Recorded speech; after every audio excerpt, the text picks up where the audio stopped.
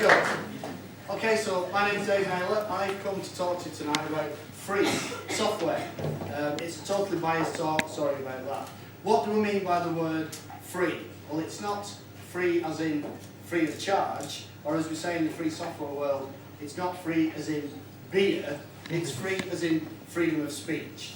So where does free software come from? What's its origins? Where did it start? Why am I here trying to advocate free software? Well, it's all because of the guy that's going to appear there, Richard Stallman, big beardy dude with lots of hair. And he's really evangelical about free software. He takes no fools. He travels the world telling people about free software, how you should use it and why you should use it, and he extols the virtues of it. Back in the 80s, he worked at MIT in America, and he was part of a culture of programmers that all sort of worked together in a collaborative way.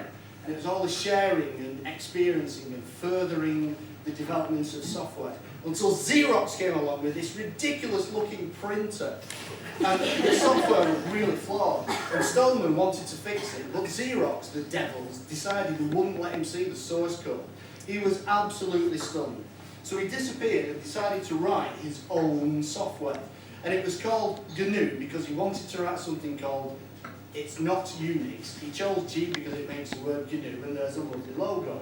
Therefore, the recursive acronym of GNU's Not Unix was born. He also wanted to insist that his software had a license applied to it that meant instead of applying restrictions to software, it gave freedoms. It gave freedoms to the software and anything derived from it. Now then, if you've got an operating system, you need something called a kernel, not Colonel Sanders. A kernel sat between the hardware and the applications you actually use. So at the time, there was, well, a few years later, there was a guy in Helsinki called Linus Torvalds sat there in his speaker. It's the best picture I could find. He was developing a little application for his own use that actually mushroomed because of the internet into something much bigger that became the Linux kernel. This little guy here is Tux. Now, it's become the universally recognized symbol of Linux. It wasn't applied by a marketing guy or a PR department.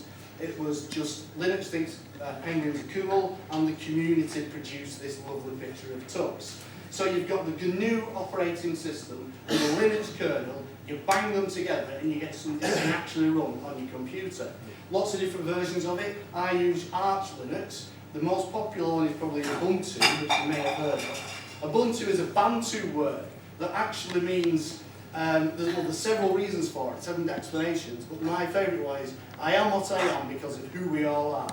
And that kind of goes back to Stallman at MIT and sharing and collaborative stuff. You've got your operating system, so you're going to want to use some free software. So this presentation this evening was prepared using OpenOffice, which is the blue thing on the left.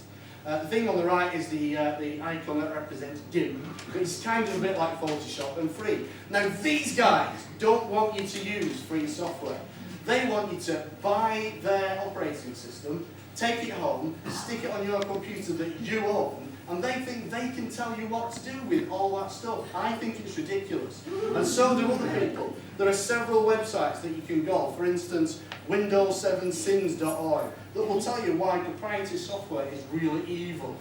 Now then, I think that people that would call Microsoft or Apple would call themselves fans are suffering from digital Stockholm syndrome. I consider them to be hostages held captive by Microsoft and Apple.